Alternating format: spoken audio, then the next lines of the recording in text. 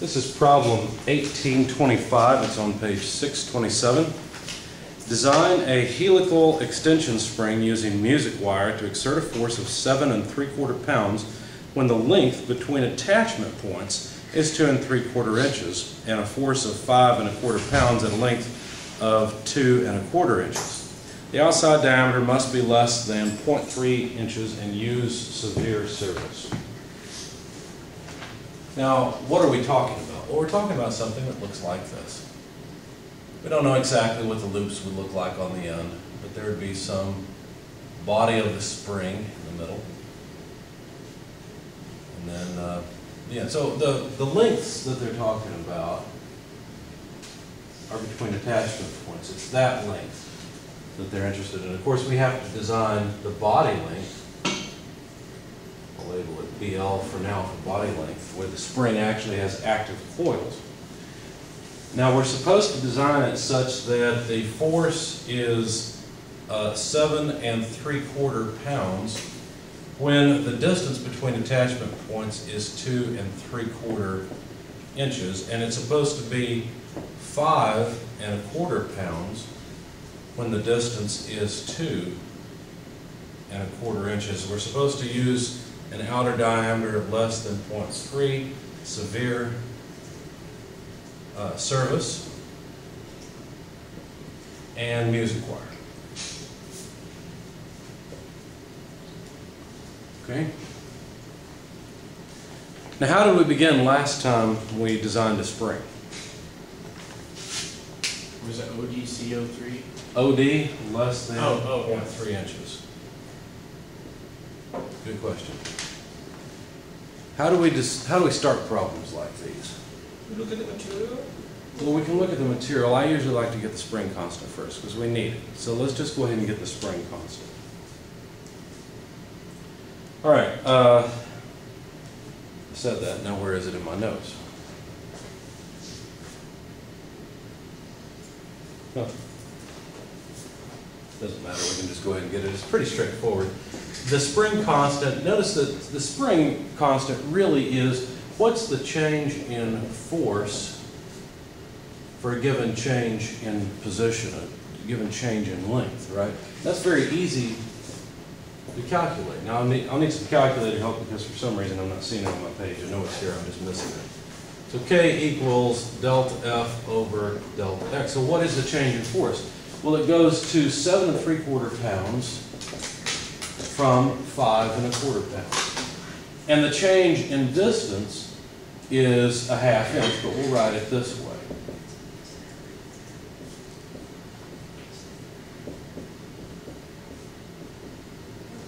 Okay? So please grab your calculator and take the ratio. Let's see, what is the ratio? We got 3/4 there, 1 3/4 there, so that's 2 1/2 pounds force over a 1/2 pound for, or excuse me, 1/2 inch. Actually, I guess I can do that in my head because that's 5 pounds force per inch. Did I get that right? Yeah. All right. So there's our spring constant, 5 pounds force per inch. So basically what we've done is we've just put these two pieces of information together to come up with the spring constant.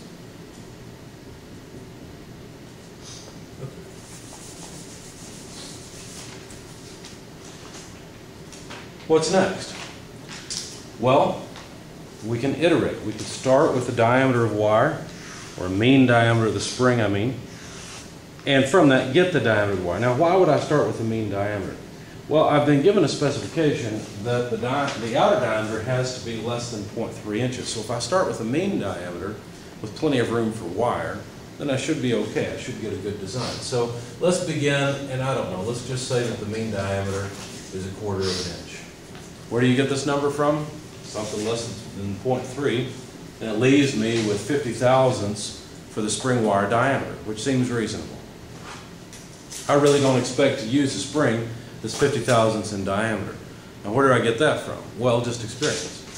I've had some experience with springs. I know that a spring that takes 7 3/4 pounds to move a 1/2 inch is a relatively stiff spring. Okay, it's not as bad as, say, a spring that you might take off of a trampoline, the small trampolines, exercise things. It's Not as hard as that spring. Probably not as hard as a brake spring, but it's harder than something you can find in your pencil or your pen. A whole lot harder than that. So anyway, that's just my best guess. I'm leaving myself 50 thousandths of space. I think that will be enough. If that's the main diameter of the spring, notice this problem set up a little bit differently. Notice we were told that we're to use music wire. Now what spring charts or what material charts should we be on? There are two sets. Which set should we be in? 18.2. 18.2. What is 18.2? The diameters of the gauges. Okay, I see what you're saying. You're saying that on 18.2 we have to use the music wire gauge. You're right. Those are the sizes we'd have to use, but where will we get the strength properties of that material? I have a question. Yeah, sure. For the constant, you take Okay. change in force divided by change in the length, right? Yes, did I get it right or wrong? I don't get that. So if you take 7, 7.75 minus 5.25 correct, what do you get for that? 2.5, right? divided by 2.75 minus 2.25, Which right? is divided by half. Am I doing something wrong, or what do you get? Hold on.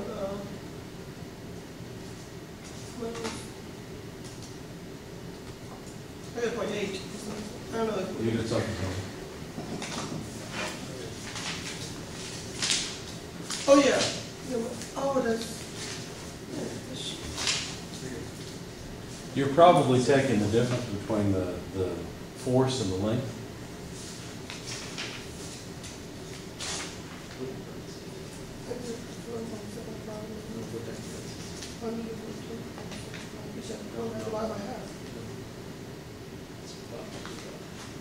Okay, yeah, you're right. Yeah, Okay. fine. It's all right, no problem. Okay, so where should we get material properties? This is a page that you should mark, if you haven't already, 602 through 604, where you can find the torsional stresses that are allowed. So to trigger your memory, as you see this severe service, okay. So now we're just looking for a chart that represents music wire. So which chart represents music wire? Try page 603 at the top, 18.9. Okay, it says ASTM A228 steel wire, which is music wire. All right. So what strength should I use? Well, it depends on the wire diameter. I'm trying to figure out the wire diameter. Okay. Well, if we look at the severe service curve, it goes from, let's see, about 90 or so to about 160. So approximately halfway in between those two numbers, about 120, a little on the low side of a half. So I'm going to take the allowable stress, or the design stress, to be about 120,000 PSI. That's a measure of how much punishment I can give the wire and it still works. Okay. Now, basically what we're going to do is just follow the design steps that your author has.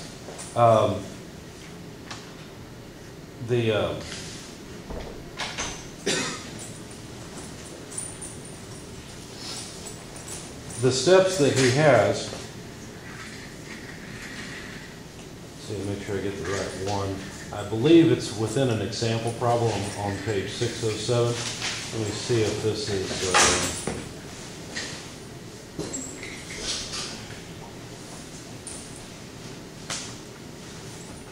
that may be the, yeah, that's not the one I'm looking for. I think that his solution strategy is in the context of an example problem. Let me find it quickly. Here it is. Yeah, go to page 618. And you'll see all the steps needed, but like I said, they're in the context of this example problem. So that's basically what I'm going to follow. So if you look at step 2, that's where he calculates the wire diameter. And the wire diameter, the equation he has for the wire diameter is 8K F naught mean diameter pi tau d to the 1/3 power. So what is all this stuff? Well, the 8's pretty easy. So is the pi. The design stress is 120,000 pounds force per square inch. But what about K? Do you guys think that this is the spring constant we calculated earlier? No, it's the wall correction factor, K. What's a good value for the wall correction factor? 1.2, that's right. Remember, and what spring index does a 1.2 correction factor for wall represent? It comes from a spring index of 7 or so. So C is about 7, K is about 1.2. That's where you start most of the time with extension spring and compression spring design. So K, we're just going to automatically plug in 1.2, and then we'll get the actual value after we know the wire diameter. So let's see, K is 1.2. FO, what is that? What does the O stand? F is for force, O is for what? Starting force. Actually, it's operating. It's at the operating length. Okay, the installed force is the starting force. Now, the free length is where you start with 0 force, right? But at the installed length, there's some force of the spring. At the operating length, there's more force. Now, for an extension spring, the operating position is farther out than the installed position. It's easy enough. So we need the well, what's the operating force? Which one of these is the operating force? 7.75. 7.75, right? The mean diameter that we've selected is 0.25 inches. And that's what we need to take to the 1/3 power. So let's see, the pounds force go away. Notice that we'll have inches cubed in the numerator. We'll end up with inches once we take the cube root. And so the wire diameter I came up with is 0.0367 inches. So will we specify that wire diameter?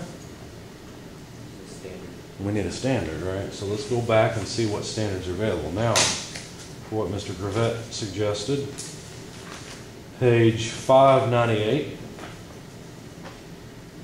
music wire, 0.0367 is close to, let's see, here's a 0.037.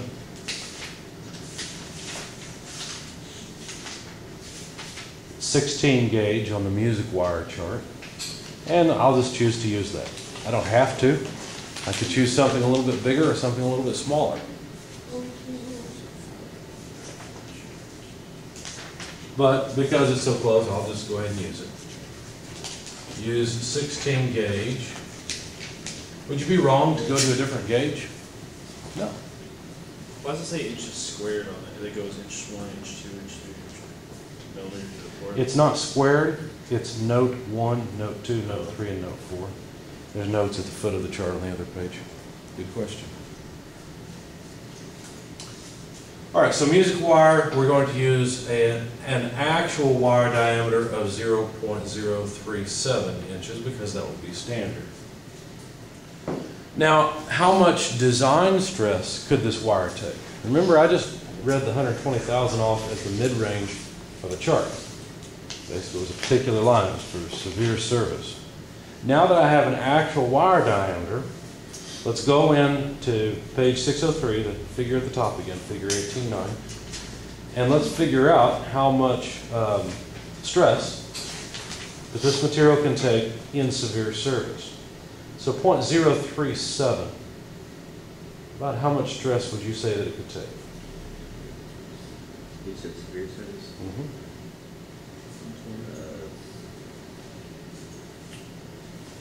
150,000.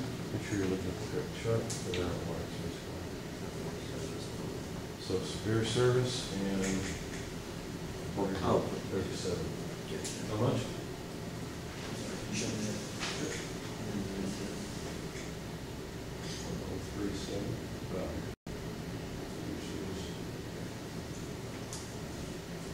I have a question. To go back to that stress, how you get like 120,000 over there?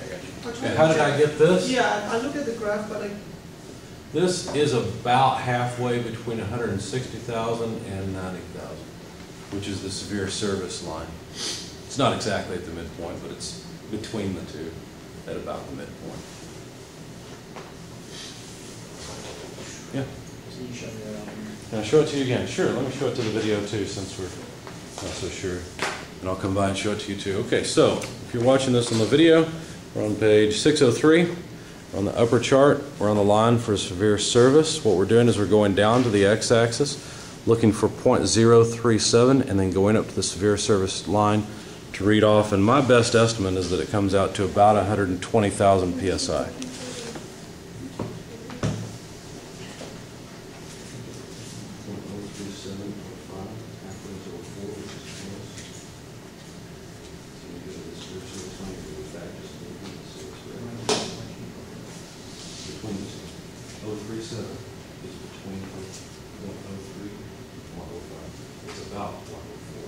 Okay. would you show that, like, again, I have 20,000, or the one that, like between 160 and 90? Okay. Okay, all right, good. Any other questions? These are good questions. All right, well, now notice that this time, unlike last time, I'm staying very close to my calculations, right? And I purposely set this up so that the design stress, the actual design stress, comes out to about 120,000 psi.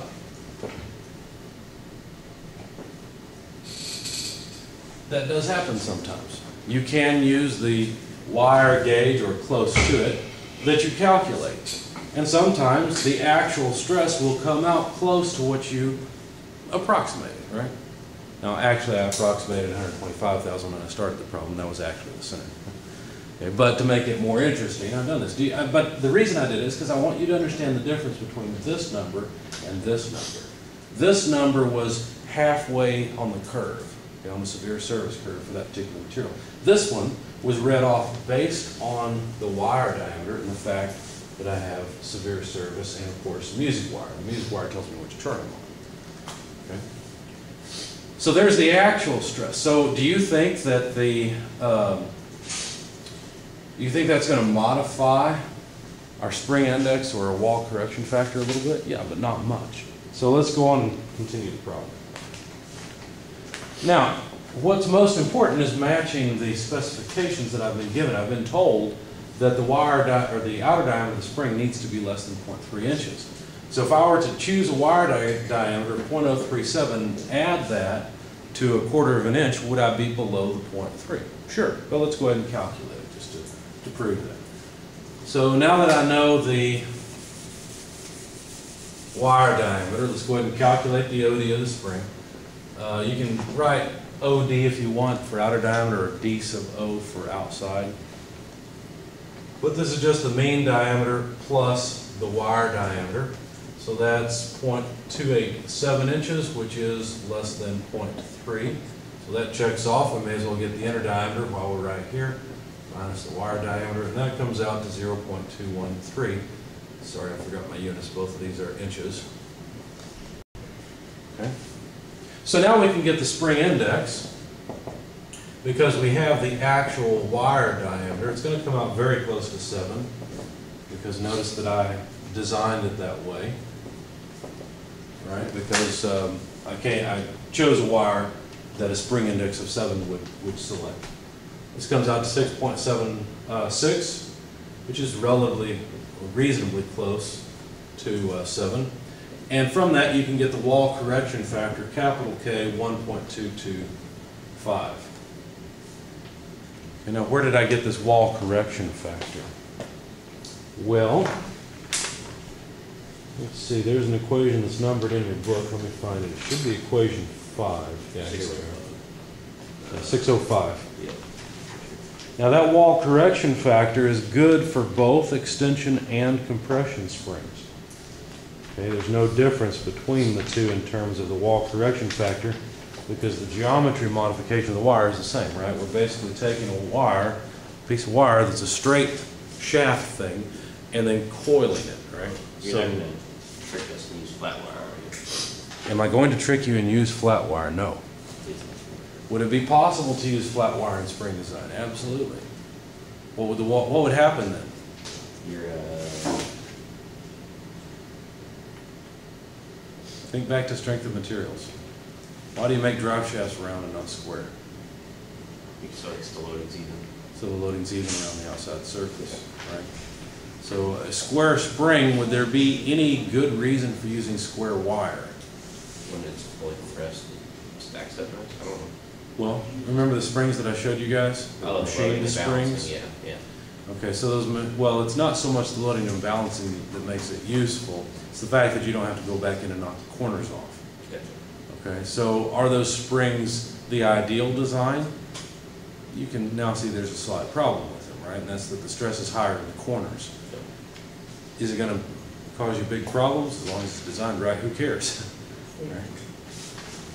Would I use that kind of wire in designing a return for a valve spring on a car? Probably not, because I know then that with extreme numbers of cycles and severe service, it may not last because of the stress of the corners. All right. Now we'd like to calculate the operating stress, because now notice there is still a difference between the operating stress and the design stress. Right? The design stress is the maximum strength of the material. It's the most stress that the material can take. But I don't really predict applying the maximum to the material all the time, right? In fact, the worst case scenario is at an extension of 7.75 inches. That's ideally the worst case scenario. So if we want to calculate the operating stress, basically we're going to take the equation I had just a moment ago and rearrange it. The key to this whole chapter, well, at least to extension and compression springs, is this equation. This is the most important equation. Now, all I've done is I've used this equation, what, 2 or 3 times already? That's all I've really done. But now we know the actual wall correction factor, spring index. Of course, we know the operating force and wire diameter. So now we can get the actual stress in the spring at various points. And the first point I'm looking at, sorry, I'm trying to talk and write at the same time. First point I'm looking at is when the spring is at its full extended position. So let's see, the operating force was how much again? 7.75. Good. And let's see, spring index 6.76. Wire diameter we chose 0.037, or I chose 0.037 inches. Okay. Now we need pounds force in here somewhere, and I've forgotten. Oh, I tried to put inches in. Sorry. Let's try pounds force.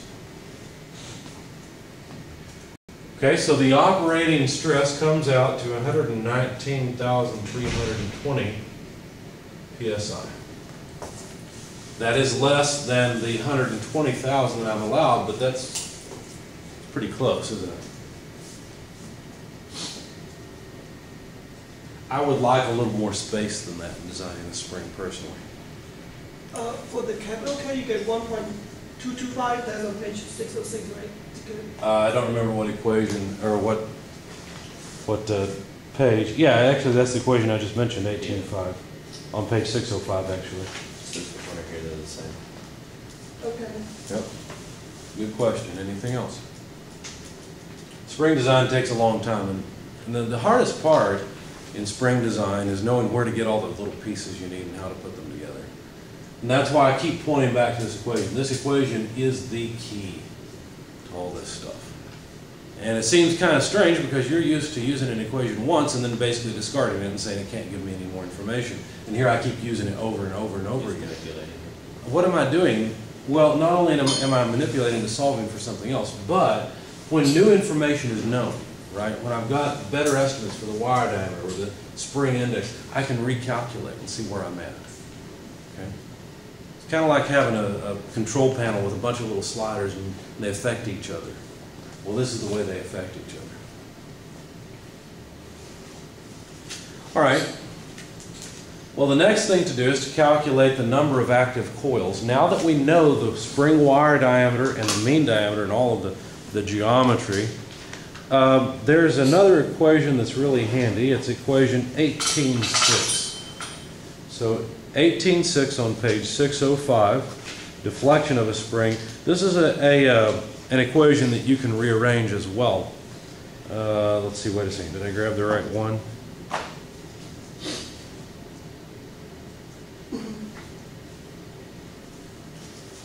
Yeah, I think that's right. Well, wait a second. Oh, I see. Yeah, there's two of them. One involves the spring index, the other one does not. Okay. So the one I'm using is the one with the spring index cubed. What I'm wondering about is that I don't have force in my notes. I'm wondering if I made a mistake. Let's see. Well, let's find out. We'll rearrange what we've got here.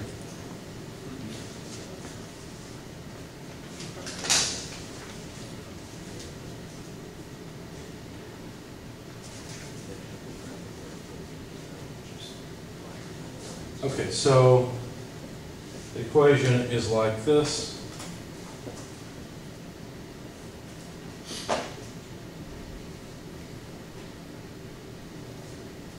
Wait a second. Make sure to get all the right pieces in place. There we go.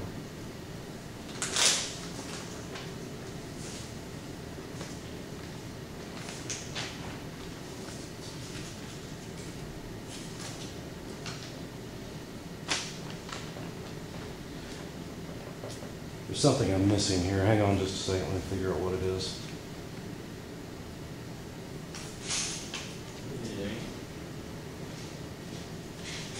Yeah, but I can't remember what the lowercase f is. That's my problem. Deflection should be the spring deflection, but I don't have that in my equation when I solved this, and I don't remember why. Oh, I know why. I know why. Okay.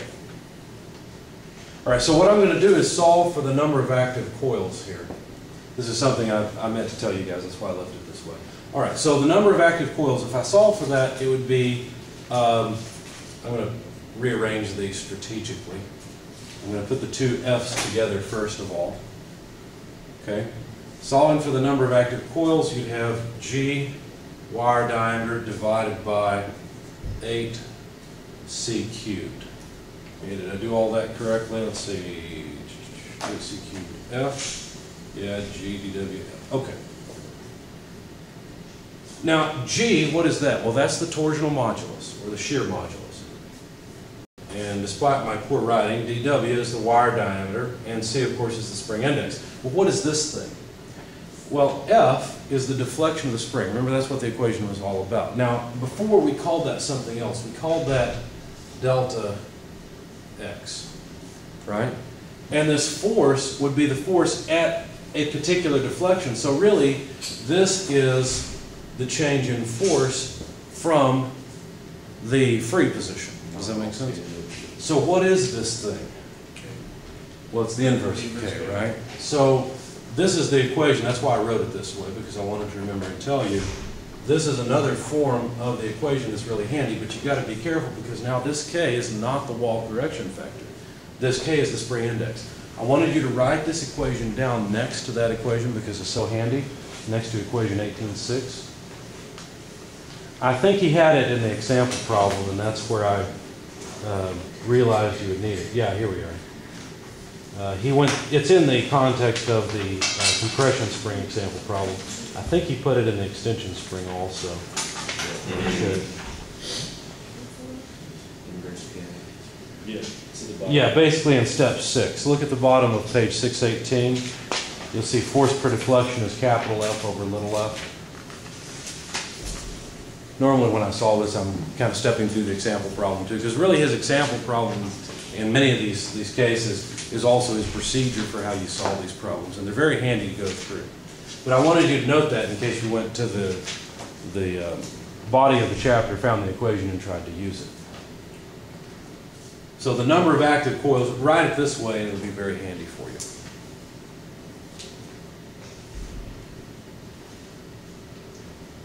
That's C cubed. This is C cubed, yes, it's the spring index cubed.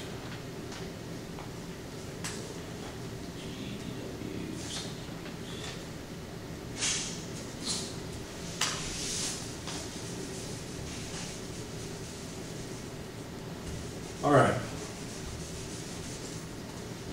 So now we can get at the number of active coils. G, what is G? Well, G is the shear modulus or the torsion modulus. Where do you get it from? That's usually the better question in this chapter. 606. That's right, thank you, I was going the wrong way. So music wire, A228, looks like G is 11.85 E6 PSI. All right, so let's do that. So 11.85 times 10 to the 6th pounds force per square inch. Did I get that right? Yeah, 85, okay. The wire diameter we know is 0.037 inches. The spring constant K is 5 pounds force per inch. You need an 8 in there for the equation to work. The spring index C is 6.76 inches, and that has to be cubed. Okay, let's see what happens. We'd have pounds force cancel. We'd have inches cancel, and we'd have a dimensionless thing, which is not really surprising because counts are dimensionless. So let's see. When you plug this in, you get 35.5 coils.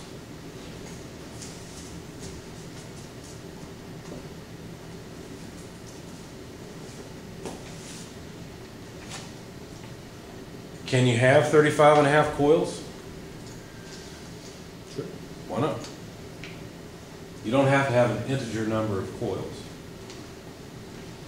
Okay, so what would the body length be? Remember, I'm interested in this body length because if the body length is too long, if the body length is, I don't know, 4 inches, it's not going to work, right? Because I need something shorter between the attachment points than 2 1/4 when it's in its installed position. So what's the body length?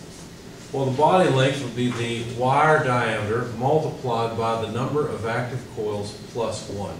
This is just from that slide that I showed you guys last time.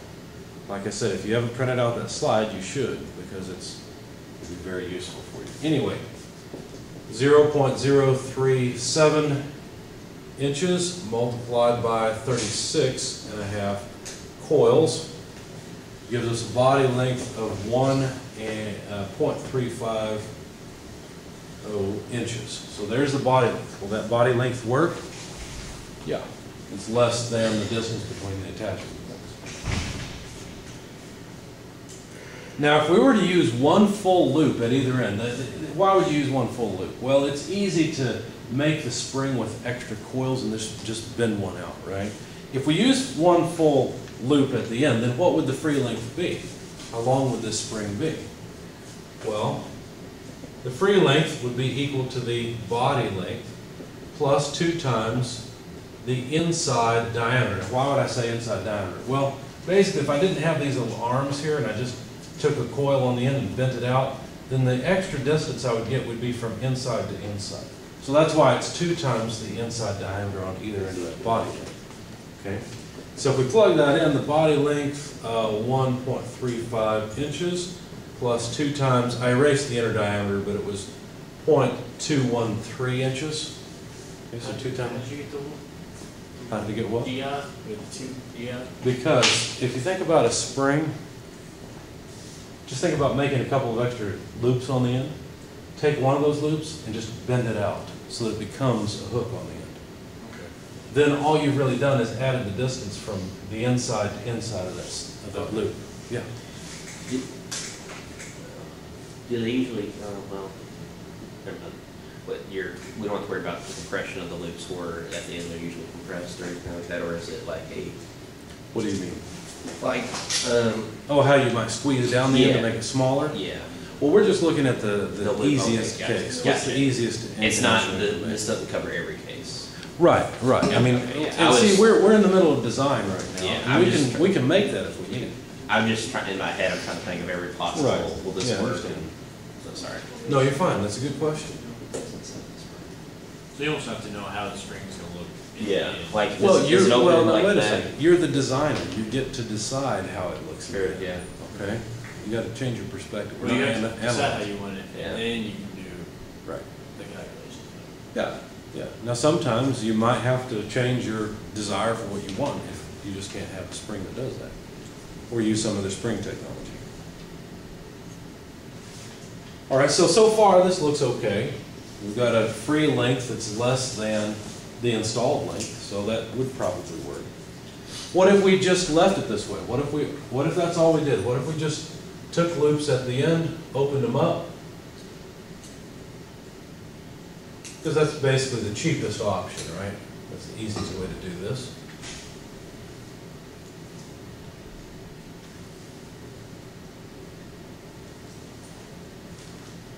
So what if we did that? Then how much deflection would there be from the operating position to the free position, right? Because we know that if that's the free length, and that's the installed length, and there's the operating length, then what would be the deflection at operation? Now, I don't like the fact that your author uses a lowercase f. I wish he used delta x, because you're used to seeing delta x. But if you're looking at, you guys complain, and I don't blame you. You complain about, well, you use the same symbol over and over for different things. Well, here's a case where we use different symbols for the same things, which can also be confusing. So you may want to write a note in your cheat sheet that delta x in this chapter is just lowercase f. They're the same thing. It's just the deflection of the spring. Notice I even struggled a minute ago recognizing lowercase f, right? Because I'm used to delta x. But it is what it is. So the deflection would just be the operating length less the free length of the spring. Now we know the free length, we know the operating length, it's right here. So we can take that difference, 2.75 inches less 1.777 inches. I won't write the inches in there, the same thing as 0.973 inches. Now that seems okay, except that, wait a second. We want the force to be 7 3/4 pounds at 2 3/4 inches. Will this give us a force? If we were to stretch the spring almost an inch, would we have a force of 7.75 pounds? Let's find out. So the initial force, I'll use a capital I or capital F for force, is the operating force less K multiplied by the operating deflection. So ideally the operating force, 7.75 pounds,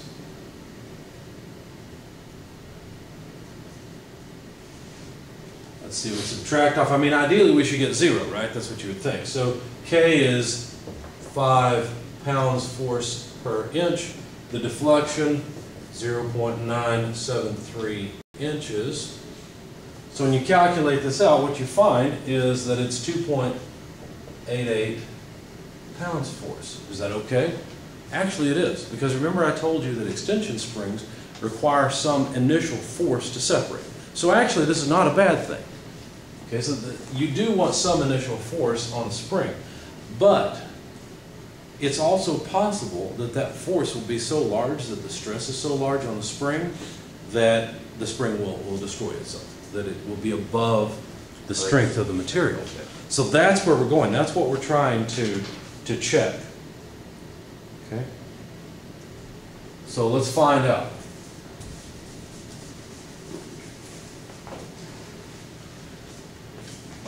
So what is the initial stress? Well, just a minute ago we calculated the operating stress. Do you remember that? It was 119,000 some odd, right?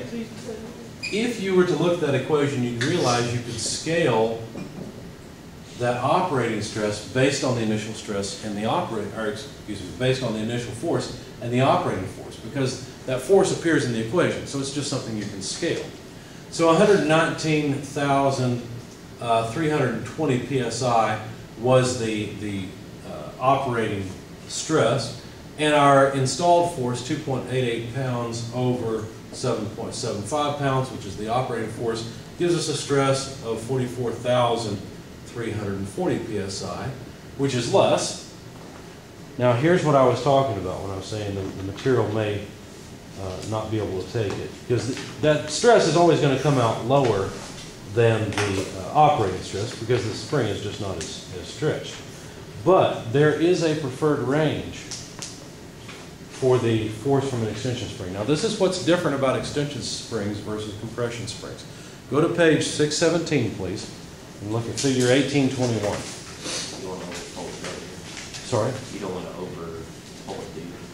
Well, that, but also this is back when the spring is just all the coils are closed on themselves.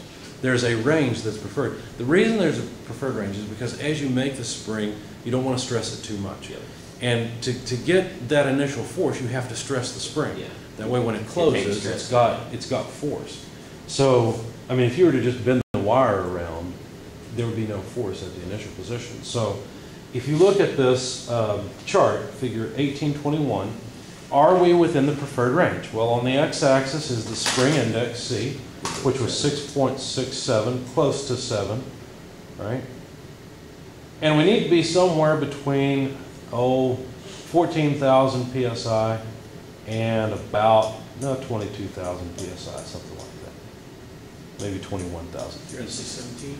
I'm on page 617. Yes, I'm looking at figure 1821. You said 14 and 20, what? About 14 and about 21 is the range. So you read off the spring index of about 6.67. Okay. You read off from there. You Fairly. guys see what I'm doing? Yeah. So is this installed, or initial, excuse me, lowercase I is the installed, this is the initial force. There's a difference, here's another thing. There's a difference between capital I and lowercase I. Okay? This is the operating position labeled O.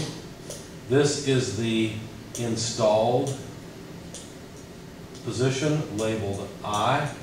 This is the initial force labeled capital I. Okay, sorry, there's a difference there. Now this one you only have in extension springs. You don't have to worry about capital I for compression springs, because compression springs don't have any initial force, right? Their coils are separated and you have to apply force to get them to move at all. So they start out at their free length. Whereas an extension spring starts with all the coils closed, and so you can have initial force, and you want to have initial force. It's a good thing for the spring. So is this okay? No, it's not okay. Right? We're supposed to be between, what did I say, about 12,000 or 14,000? 14 to 21. So this is way too high. That means that when we make this spring, we're going to stress the material too much. Okay? So we've got a small problem here. What could we do to reduce the initial force? Well, if we use smaller loops, what will that do? That will mean we have to pull the spring farther, right, to get to the operating position. You could decrease your wire diameter. And what that would do, now notice we don't want to change the force at that position, right? So that means we're going to get more stretch of the spring, which is going to give us more force. That means the initial force doesn't have to be so high. Does that make sense? It's kind of hard to think through this the first time. What if you decrease the wire diameter? If we change the wire diameter, we're going to change a lot of the properties of the spring. We'd like to leave that alone if we can. Changing the wire diameter is, it's kind of like having your hand on a bunch of different knobs, and you want to tweak things at some point, right? You'd prefer not to change the course adjust if you don't have to. The wire diameter is the course adjust. Yeah, sure. I'd rather not do that if I can avoid it. And really with extension springs, you've got a lot of freedom in the end treatment. So that's what I would prefer to change. So what if I use a smaller, now you guys had alluded to that before, right? What do you do when you close this off? Well, if you make this more of a closed off loop, which you could also specify, Well, then what that means is that the spring will have to be pulled farther to reach the operating and installed positions. That means the coils will deflect more, which means we'll get more force out of the spring itself. That means the initial force doesn't have to be so high. Great. So let's do it. Let's change things a bit. Instead of using 2 times the wire diameter, the inside wire diameter, let's set the free length, because remember, we're the designers. We can change whatever we want. Let's set the free length to the body length plus 2 times 106 inches. Where did I get that from? Doesn't matter. I just chose that I was going to close this off, and I'm going to specify that the ends be 106 inches, both sides. So we're making it shorter? We are making it shorter. Wouldn't that increase your force? That would not increase the force, because think about it. We have to have 7 3/4 pounds at 2 3/4 inches, right? Now that the wires are smaller, we've got to stretch it farther, right? So you increase. We still have to hit that same mark once we're out that far, right? But now the deflection is higher, which means that the change in force from this position back to the installed position is going to be a higher change, which means that initial force is going to be a lower force. And I just said installed and I meant initial, I'm sorry. Okay. Okay. All right, so now the free length comes out, let's see, to 1.47 inches. And so now the deflection to the operating position, which is the operating length less the free length, now that's more different, right? 2.75 inches is how far the spring ends have to be apart in the operating position, but they're going to come from 1.47 inches. So now that deflection is higher, it's 1.28 inches. Now I've left this up here on purpose. Remember last time it was 0.973 inches. Now we've got about 1/3 of an inch more. Okay, so we've got about 1/3 more inch of deflection, and so that should make our initial force lower. So that would be equal to the operating force less the spring constant multiplied by the deflection from the operating, or to the operating position. So the operating force we know is 7 3/4 pound force. The spring constant K is 5 pounds force per inch. And now the new deflection to get to the operating position is 1.28 inches. So if we plug all of that in, we find that the initial force is 1.35 pounds force. So now we can plug that in. Instead of having 2.88 pounds force, now it's 1.35 pounds force. This is when the body of the spring is closed again. Now notice we've cut the initial force down by a little less than half. So we should cut the stress down quite a bit as well. In fact, it comes out to 20,800 PSI. Okay. One of the problems you're going to have in working these kinds of spring design problems is knowing when to stop. When am I done? Please don't put this problem or the full extent of it. You would never see the full extent of it. It takes too long Thank you. on a test. But you can see any sub part of it. Yeah. When do you know you're done? Well, you know you're done when you have something that meets all the specifications and won't fail. This won't fail when it's made. And remember, what was the operating stress again? In fact, we've already got it on the board. It's right there.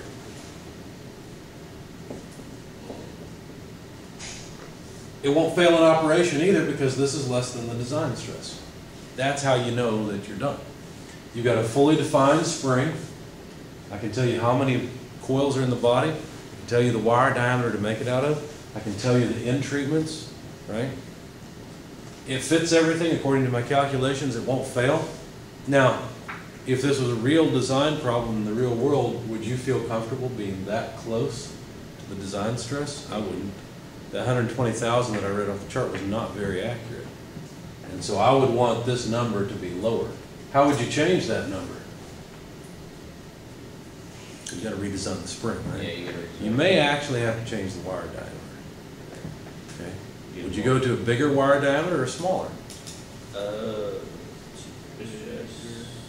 You could actually do either. If you go to a bigger wire Yeah. diameter, you're gonna get more force out of it, You just have to the increase same your length deflection. to, Right, so it may be difficult to go to a bigger wire diameter because we're already pretty squished on this size, right?